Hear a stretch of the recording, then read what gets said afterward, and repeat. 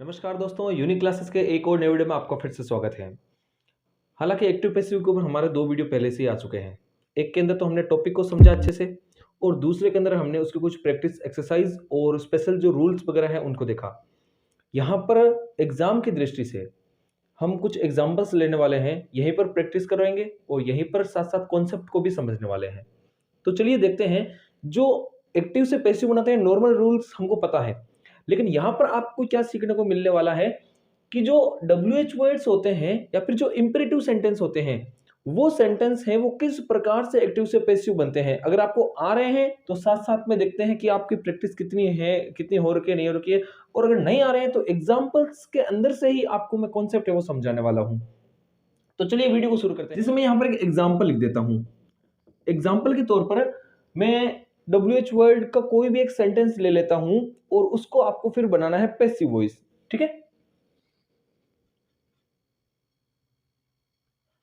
मैं लिख दूं जैसे why will you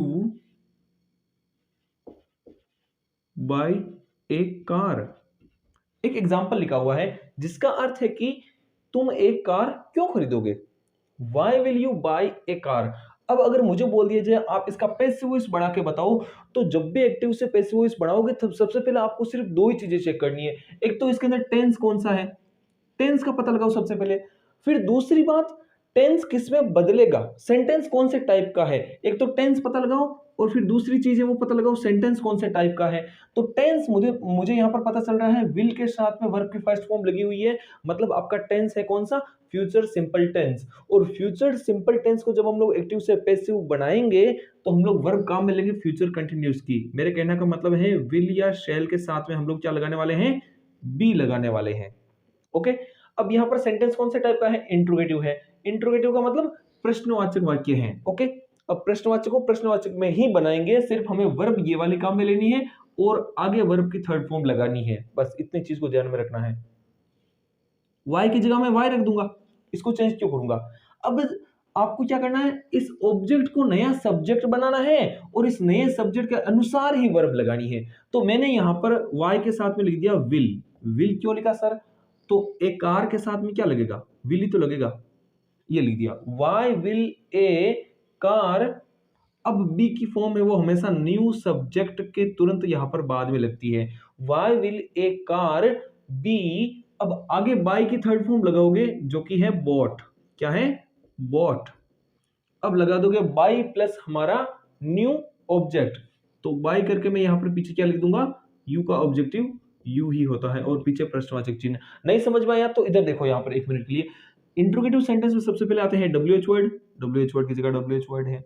helping verb, subject, main verb और ऑब्जेक्ट, वही चीजें यहां पर हैं। आपने इस ऑब्जेक्ट को यहां ये सब्जेक्ट बना दिया है और इस सब्जेक्ट को आपने यहां पर ये क्या बना दिया है, ऑब्जेक्ट बना दिया है। और आपने ये बी की फॉर्म लगा दी। क्यों लगा दी, क्योंकि फ्यूचर सिंपल टेंस है वो पैसिव में फ्यूचर कंटिन्यूअस में बदल जाता है। तो विल या शैल प्लस आपने बी की यूज कर दी और मेन वर्ब की थर्ड फॉर्म लगा दी, बस। और आपने क्या किया, और विशेष रूप से हमने कोई परिवर्तन इसके अंदर नहीं किया है। अब यहां पर मेरी बात थोड़ी ध्यान से समझेंगे, इसके थोड़े अलग टाइप के एग्जांपल्स भी होते हैं, मैं उनको ले लेता हूं थोड़ा सा साथ में। तो ध्यान देंगे बोर्ड के ऊपर। जैसे मैं आपको एग्जांपल दे दूं, हु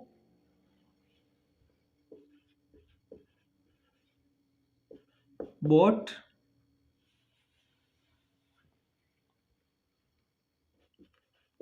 द पेन। पेन किसने खरीदा, बोल दिया जाए इसका मुझे पैसिव वॉइस पढ़ा के बताओ। तो यहां पर घबराना नहीं है, जो बात अभी बोली सबसे पहले टेंस पता करो। टेंस यहां पर आपको कौन सा लग रहा है, पेन किसने खरीदा, हु बोट द पेन। तो यहां पर बोट आपको नजर आ रही होगी कौन सी फॉर्म है, वर्ब की सेकंड फॉर्म है। तो पास्ट सिंपल टेंस का पता चल गया। अब आपको दूसरी चीज यहां पर, ये क्या है, ये सब्जेक्ट है या ऑब्जेक्ट है, तो ये वर्ब है और सब्जेक्ट हमेशा वर्ब के आगे आता है और ऑब्जेक्ट जो है वो हमेशा वर्ब के बाद में आता है। इतनी बात पता है। तो इस वर्ब के बाद में ये जो चीज है ये आपकी क्या है, ऑब्जेक्ट है। और ये आपका क्या है, WH वर्ड है।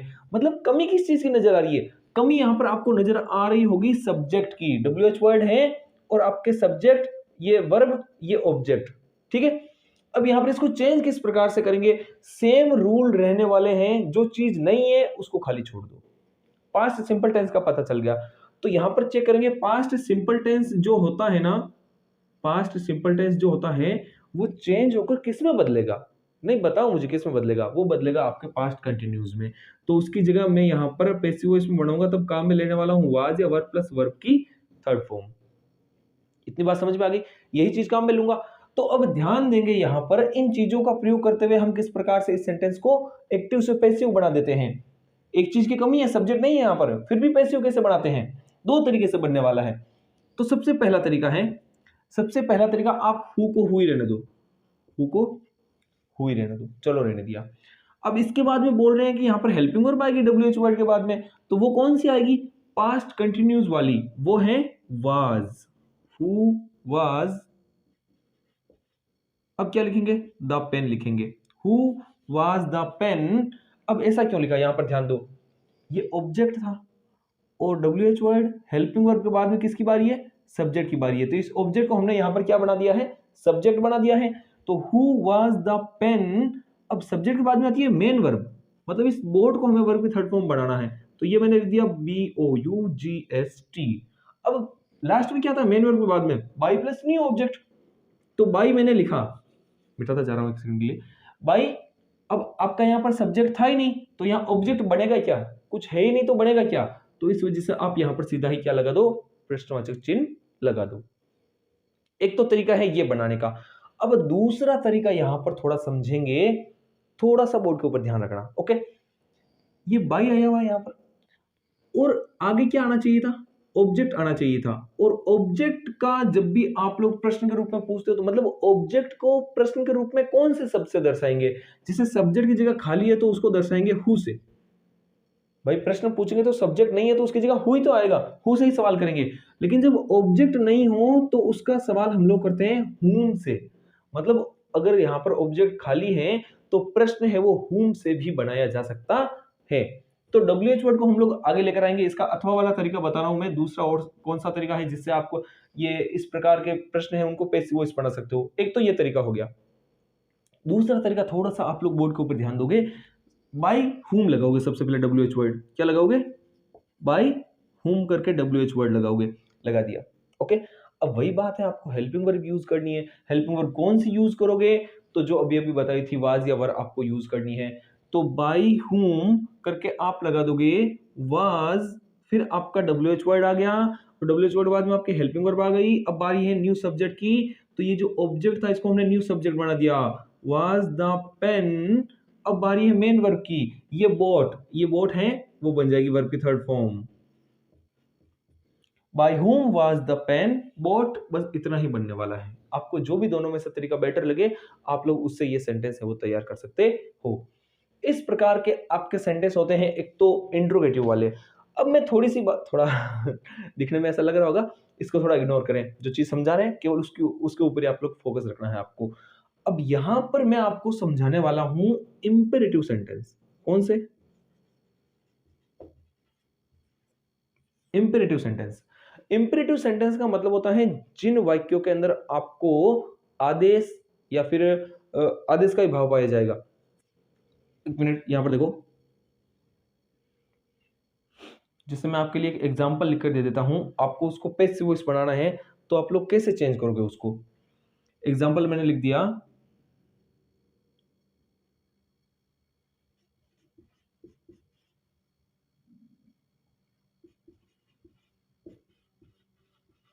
हेल्प द पुअर, गरीब की सहायता करो।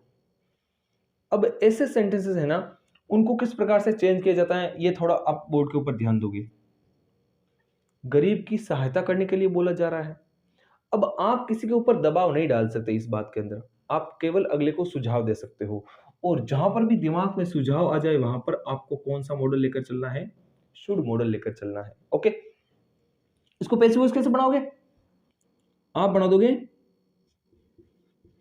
ऑब्जेक्ट को सब्जेक्ट, द पुअर, सुझाव है तो हेल्पिंग वर्ब अपने आप ही दिमाग में रख लेना, शुड आ जाएगी। और जहां मॉडल आएगा, अगर आगे आपको पैसिव वॉइस में वर्ब की थर्ड फॉर्म काम में लेनी है तो उससे पहले बी लगाना पड़ेगा, शुड बी, हेल्प का बन जाएगा हेल्प्ड, बस बन गया पैसिव वॉइस। नहीं सर, हमें तो ये तरीका पसंद नहीं है, तो चलो दूसरा बता देता हूं। यहां पर आप लोग शुड का मतलब है कि किसी दूसरे व्यक्ति को सुझाव दे सकते हो। क्या दे सकते हो? केवल सुझाव दे सकते हो। और सुझाव को आप लोग एडवाइस नाम से भी बोल सकते हो। क्या बोल सकते हो? एडवाइस नाम से भी बोल सकते हो। अब यहां पर देखो, अगर आपको यह तरीका समझ में नहीं आया या फिर पसंद नहीं आया तो दूसरा तरीका देखो। दूसरा तरीका है कि आप जो काम करने के लिए बोल रहे हो वो लाइन लिख दो। यू आर, तुम्हें, you are advised, advised to, अब किस काम के लिए बोला जा रहा है? To help the poor, to help the poor. बस इतनी आसान तरीके से आपका सेंटेंस है वो बनकर तैयार हो गया है।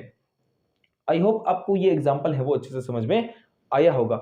अब कुछ लेने वाले हूं प्रैक्टिस एक्सरसाइज, और उनका हम लोग चेंज करने वाले हैं कि किस प्रकार से सेंटेंस बदलते हैं। तो चलिए जल्दी से इसको क्लियर कर देते हैं। यहां पर अब हम लोग आपके लिए कुछ इंपॉर्टेंट एग्जांपल्स लेकर आ गए हैं जो कि पिछले सालों में पूछे गए हैं। पिछले सालों में पूछे गए हैं और मेरी ओर से जो इंपॉर्टेंट सवाल है, मतलब दोनों का मिश्रित रूप से आपके लिए कुछ एग्जांपल्स लेकर आए हैं। वो प्रैक्टिस करने वाले हैं, कॉन्सेप्ट भी साथ साथ समझने वाले हैं। ओके, सबसे पहला, whom does he send? Interrogative sentence है और मोस्ट इंपोर्टेंट सवाल है आपकी दृष्टि से, इस बार के एग्जाम्स की दृष्टि से मोस्ट इंपोर्टेंट सवाल है, लगा लेना, बहुत इंपोर्टेंट है। whom does he send? क्या बनेगा? बना के बताओ। उसने किसे, सॉरी, वह किसे भेजता है, ये इसका हिंदी सेंस बनने वाला है। लेकिन हमें हिंदी से क्या करना है, मेरी बात ये समझ नहीं आई। हमें यहाँ पर चेंज करना है इसको एक्टिव से पैसिव में, और इस बात का ध्यान रखना है कि ये आपके है WH वर्ड और डू डज आया हुआ है, इस वजह से टेंस का पता चल गया आपके प्रेजेंट सिंपल टेंस है, ये आ गया आपके हेल्पिंग वर्ब, और ये आ गया आपका सब्जेक्ट, और ये आ गया आपके मेन वर्ब। कमी किस चीज की है? ऑब्जेक्ट की कमी है ना? ऑब्जेक्ट की कमी नजर आ रही है, तो चेंज करते समय हम भी क्या करेंगे, हम लिखेंगे नहीं ऑब्जेक्ट, जहां वो नया सब्जेक्ट बनेगा वो जगह खाली छोड़ देंगे। देखो अभी मैं समझाने वाला हूं। सबसे पहले आप whom को बदल दो who में। किस में बदल दिया? whom को who में चेंज कर दिया। अब यहां पर टेंस परिवर्तन होने वाला है, तो डू डज आएगा, वहां पर आप लोग इससे अगले टेंस में जाओगे। प्रेजेंट कंटिन्यूस की पैसिव वॉइस में वर्ब में काम में ली जाती है। तो यहां पर ही के अनुसार आप ये सब्जेक्ट है, ऑब्जेक्ट हमारा गायब है, तो हम लोग हेल्पिंग वर्ब ले लेंगे हु इज आगे आपकी मेन वर्ब क्या है? WH वर्ड, हेल्पिंग वर्ब, और ऑब्जेक्ट था नहीं तो सब्जेक्ट की जगह क्या रह जाएगी? खाली रह जाएगी। ठीक है, ये तो सब्जेक्ट है और ये आगे जाकर नया ऑब्जेक्ट बनने वाला है। मतलब यहां इस सेंटेंस में ऑब्जेक्ट नहीं था, इधर वाले सेंटेंस में ऑब्जेक्ट नहीं था, तो सब्जेक्ट बनाने के लिए जगह ही नहीं बची, तो जगह खाली छोड़ देंगे। सब्जेक्ट के बाद में बारी है मेन वर्ब की। मेन वर्ब है सेंट, हु इज सेंट। यहां तक समझ में आया होगा आपको? Who is sent, main verb के बाद में आएगा object, who is sent by, ही बदल जाएगा किसमें? हिम में। नहीं समझ आया? वापस देखो बोर्ड के ऊपर एक बार। whom को चेंज कर दिया आपने who में। ओके, WH वर्ड की जगह WH वर्ड है, अगले टेंस में बदलेगा तो हेल्पिंग वर्ब आपने लगा दी है। और सर सब्जेक्ट कहां गया? तो यहां पर ऑब्जेक्ट था क्या सेंट के बाद में? ऑब्जेक्ट था ही नहीं, तो वो नया सब्जेक्ट बदलेगा किसमें? तो सब्जेक्ट की जगह यहां पर खाली छूट गई, तो हमने यहां पर जगह खाली छोड़ दी थी। अब बारी है मेन वर्ब के बाद में, तो वो लिख दी है, और ये सब्जेक्ट था तो इसको बाय प्लस हिम करके नया ऑब्जेक्ट बना दिया है। इस प्रकार से आपका सेंटेंस चेंज होने वाला है। हु गेव मनी, पैसे किसने दिए, वर्ब की सेकंड फॉर्म, और ये WH वर्ड, और ये आप मनी, ये आपका ऑब्जेक्ट, मनी आपका ऑब्जेक्ट हो जाएगा। तो ऑब्जेक्ट तो नया सब्जेक्ट बन जाएगा, लेकिन जब यहां सब्जेक्ट है ही नहीं तो पीछे ऑब्जेक्ट बनाने के लिए कुछ हमारे पास होगा ही नहीं। तो या तो हु का हु ही रहने दो, या बाय हुम बना दो, जो आपकी इच्छा। मैं यहां पर चेंज करके बना रहा हूं, बाय हुम लिख रहा हूं, बाय हुम लिख दिया। बाय हुम करके अब आप क्या लिखोगे? यहां पर आने वाली है मनी के अनुसार helping verb, by whom was money, by whom was money given. बस बन गया। कैसे बना? WH वर्ड की जगह WH वर्ड ले लिया, और यहां पर आपके टेंस बदला तो पास्ट कंटिन्यूस की वर्ब आ गई हेल्पिंग वर्ब, और उसके बाद में आपकी ये आ गई मेन वर्ब, और ये आपका क्या आ गया? क्या आ गया? एक मिनट, हाँ सही है सही है, ये आपका सब्जेक्ट आ गया, यहाँ पर न्यू सब्जेक्ट बन गया, न्यू सब्जेक्ट आ गया और न्यू सब्जेक्ट के बाद में आ गई मेन वर्ब। यहाँ सब्जेक्ट था नहीं तो पीछे कुछ ऑब्जेक्ट बना ही नहीं। अब यहाँ पर अगला एग्जांपल देखने वाले हैं हम लोग, लेट हिम ईट मैंगो, चलो उसे आम खाने दो, लेट हिम ईट मैंगो। तो इसको चेंज करते समय आप लोगों को ध्यान रखना है, लेट फिर आएगा ये ऑब्जेक्ट है वो सब्जेक्ट बन जाएगा, लेट मैंगो लिखेंगे, ध्यान रखना ऑब्जेक्ट को लेट के बाद में लाकर सब्जेक्ट बना दोगे, लेट मैंगो, और उसके बाद में आपको बी लगाना है, क्या लगाना है, बी लगाना है, लेट मैंगो बी, फिर आपको लगाना है इटन, और फिर बाई करके आप लोग ये जो है ना इसको यहां लिख दोगे, इटन बाई हिम। क्या चेंज किया आपने, वापस देखो, लेट का लेट ही रहने दिया और मैंगो को यहां इसकी जगह लेकर आ गए, लेट मैंगो, फिर लगा हुआ बी वर्ब की थर्ड फॉर्म, और ये जो यहां पर था ना सब्जेक्ट के रूप में, इस हिम को आप पीछे लेकर चले गए, बाई हिम में बदल दिया। ओके, नेक्स्ट देखेंगे, please hang this picture on the wall. बहुत ही जरूरी यहां पर आपके एग्जाम्पल लेकर आया हूं, 2018 में आपके बोर्ड एग्जाम में ये सवाल भी आया हुआ था। किस प्रकार से चेंज होने वाला है देखते हैं, please hang this picture on the wall. तो यहां पर मैं लिखूंगा, सबसे पहले भाव कौन सा पाया गया ये चेक करूंगा, प्लीज या काइंडली आया है, मतलब कोई विनती करने का ही भाव पाया गया है। तो यहां पर मैं लिखूंगा यू आर, जो कि अभी अभी थोड़ी देर पहले समझा था, you are requested, you are requested, क्यों रिक्वेस्ट की जा रही है, टू लगाओ और यहां पर प्लीज के बाद वाला पूरा का पूरा सेंटेंस वैसा का वैसा ही लिख दो। सबसे आसान तरीका इस चीज को हल करने का, you are requested to hang this picture on the wall. कैसे चेंज हुआ, सेंटेंस में भाव कौन सा है, प्लीज आया, विनती का भाव है, रिक्वेस्ट का भाव है, तो इतना ही तो लिखना है, यू आर रिक्वेस्टेड टू करके पूरा सेंटेंस प्लीज वाले शब्द को हटा दो और वो का वही लिख दो, इतना आसान तरीका है। अगला देखो, प्लीज ओपन द डोर, ये भी 2023 में आया हुआ सवाल है, बहुत जरूरी है, ध्यान रख लेना, प्लीज ओपन द डोर कैसे चेंज करेंगे, तो आप किसी से विनती करोगे, भाई कृपया करके दरवाजा खोल दो, तो जब ऐसा बोलोगे तो ये बात वापस आ जाएगी, यू आर रिक्वेस्टेड टू, आपसे विनती की जा रही है, किस बात की, ये शब्द वापस नहीं लिखने हैं क्योंकि इनकी जगह ही तो आपने रिक्वेस्टेड नाम लिख दिए हैं, यू आर रिक्वेस्टेड टू, फिर आप लिखोगे ओपन द डोर। इनमें टेंशन मत लेना, वर्ब के थर्ड फॉर्म वगैरह कुछ नहीं आने वाली है, जो भाव है वो लिखो, फिर आगे ये जो लाइंस है उनको वैसा का वैसा लिख दो, बस इतनी सी तो आपको परिवर्तन करना है। यहां पर बहुत जरूरी सवाल है, दोनों के दोनों ही बहुत इंपॉर्टेंट सवाल है, और टेंस के ये जो आपके एक्टिव बेसिक में ने जो प्रैक्टिस एक्सरसाइज वीडियो जो करवाया था उसके अंदर इसके काफी सारे ऐसे एग्जांपल्स दिए गए थे, उनके अंदर मैंने टॉपिक्स को अच्छे से समझाया भी था एग्जांपल्स के साथ में, तो अगर नहीं देखा है अभी तक तो वो प्रैक्टिस एक्सरसाइज भी आप लोग कर सकते हो। यहाँ पर मोस्ट इंपोर्टेंट सवाल आपके लिए आया गया है, the people cut the tree without thinking, लोगों ने बिना कोई सोचे पेड़ों को काटा। तो सेंटेंस चेंज किस प्रकार से होने वाला है, तो समझो, ये सब्जेक्ट, ये वर्ब, ये ऑब्जेक्ट, और इसको हम लोग अदर की श्रेणी में ले लेंगे फिलहाल के लिए कि भाई वो किसी काम के नहीं है हमारे लिए। तो अभी आपको क्या करना है, टेंस का चेक करना है। तो लोगों ने यहां पर काटा पेड़ों को, तो ये वर्ब की सेकंड फॉर्म है, कौन सी फॉर्म है, वर्ब की सेकंड फॉर्म है, कट कट कट तीनों फॉर्म सेम ही होती है इसकी। तो मैं यहां पर द ट्री को आगे लेकर आ रहा हूं, द ट्री, अब आगे आप इसके अनुसार वर्ब की सेकंड फॉर्म को पास्ट कंटिन्यूस में बदलने वाले हो, और पास्ट कंटिन्यूस में बदलोगे इसका मतलब आपको ट्री एक के अनुसार आप यहां पर लगा दोगे was.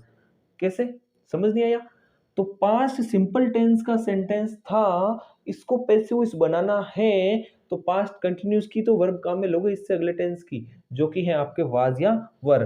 The tree was cut, ये वर्ब की थर्ड फॉर्म है, द ट्री वाज कट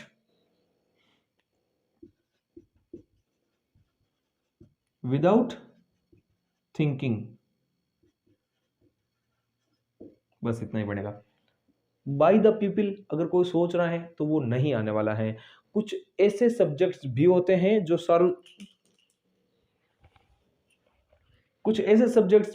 जो सार्वजनिक रूप से पता ही है कि अब पेड़ को काटने का काम है वो इंसान ही करेंगे, तो ऐसी कंडीशंस के अंदर आप बाय प्लस न्यू ऑब्जेक्ट नहीं लिखोगे, वो बात अपने आप ही समझ ली जाएगी या कह दी जाएगी। The tree was cut without thinking, पेड़ को बिना कोई सोचे समझे काटा गया। ऑफ कोर्स कोई गाय भैंस तो उसको काटेगी नहीं, वो आदमियों के द्वारा काटा जाएगा। तो आप बाई द पीपल करके ऐसा नहीं लिखोगे। ओके, आपको सेंटेंस है वो इसी तरीके से बनाना है, इस बात का थोड़ा विशेष रूप से ध्यान रख लेना। लास्ट एग्जांपल है, he asked me to go and sit on the back bench. Sentence लंबा नजर आ रहा है, कई बच्चे कंफ्यूज हो जाएंगे, आपको नहीं होना है। ही लिखा हुआ है, सब्जेक्ट इसको समझ लिया आपने, इसको आपने वर्ब समझ लिया, इसको आपने ऑब्जेक्ट समझ लिया। ये इन्फिनिटिव है, टू प्लस वर्ब की फर्स्ट फॉर्म जिसको कि हम लोग इन्फिनिटिव बोलते हैं। ओके, अब and sit on the back bench, ये विदाउट थिंकिंग की तरह ही, इसको आप लोग एक बार इग्नोर करो, जाने दो उस बात को। तो मैं चेंज किस प्रकार से करूंगा यहां पर, सबसे पहले टेंस चेक करेंगे। टेंस आपको नजर आया, जैसे मान लो इसके अंदर आपको पास्ट सिंपल टेंस नजर आया, और पास्ट सिंपल टेंस आपने पता लगा लिया, ये बदलेगा आपके पास्ट कंटिन्यूज के अंदर। किसमें बदलेगा? पास्ट कंटिन्यूज के अंदर। और पास्ट कंटिन्यूज की वर्ब होती है वाज या वर। मतलब आपने आइडिया लगा लिया कि यहाँ पर हमारा ये जो मी है, ये जब आई बदल जाएगा तब आई के अनुसार या तो लगेगा वाज या लगेगा वर, बस। तो आई के साथ में लग जाएगा वाज, आई वाज। अब आपको लगानी है यहाँ पर मेन वर्ब, तो आस्क, क्या आस्क भी बन जाएगी, आई वाज आस्क्ड। ध्यान देना, आप लोग ये जो बाई हिम है इसको यहां पर नहीं लिखोगे, पूरा सेंटेंस पहले तैयार करोगे। आई वाज आस्क्ड, क्योंकि काम का उद्देश्य क्या है? आई वाज आस्क्ड किसके लिए? I was asked to go and sit on the back bench. अब लिखोगे बाई प्लस ये जो सब्जेक्ट है, अब इसको वहां ऑब्जेक्ट बनाओगे, बाई हिम। इस प्रकार से आपके जो एक्टिव से पैसिव के सेंटेंसेस हैं तैयार होते हैं। मोस्ट इंपोर्टेंट प्रैक्टिस ये थी, अगर आपने यहाँ पर ध्यान रखा है तो काफी सारे आपको जो टॉपिक्स हैं वो क्लियर हुए होंगे, नए टॉपिक्स क्लियर हुए होंगे जिनका आपको एक्टिव पैसिव में पता नहीं था। तो ध्यान रखना इस बात का, परीक्षाएं नजदीक हैं और सफलता है वो ऐसे ही हासिल नहीं होने वाली है। जीवन में कुछ ना कुछ तो जरूर करना ही पड़ेगा। अगर आपने कुछ नहीं किया तो समय आपके साथ में बहुत कुछ कर देगा। ध्यान रखना इस बात का विशेष रूप से। तो जल्दी एक और नए टॉपिक के साथ में हाजिर होने वाले हैं, और तब तक के लिए वीडियो को थोड़ा सपोर्ट करते रहिए, चैनल को थोड़ा सपोर्ट करते रहिए। और अगर आपने हमारे जो अदर वीडियोस नहीं देखे हैं तो आप लोग यहाँ पर लिंक में डिस्क्रिप्शन में दे रहा हूँ। बाकी जितने भी वीडियोस हैं, जैसे मान लो टेंस के हो गए या फिर एक्टिव पैसिव के, direct indirect, subject for agreement, जैसा कि मैं आपको बोलता हूँ, सारे टॉपिक हैं वो बहुत अच्छे से समझाए गए हैं और आपको यहाँ पर लिंक प्रोवाइड किया गया है। एक बार जाकर आप लोग यहाँ से समझ सकते हो। मोस्ट इम्पोर्टेंट बात अब ये है कि अगर आप हमें सोशल मीडिया पर फॉलो करना चाहते हो तो उनके लिंक्स भी यहाँ पर प्रोवाइडेड हैं। और सबसे जरूरी बात, हमारा एक टेलीग्राम ग्रुप भी है,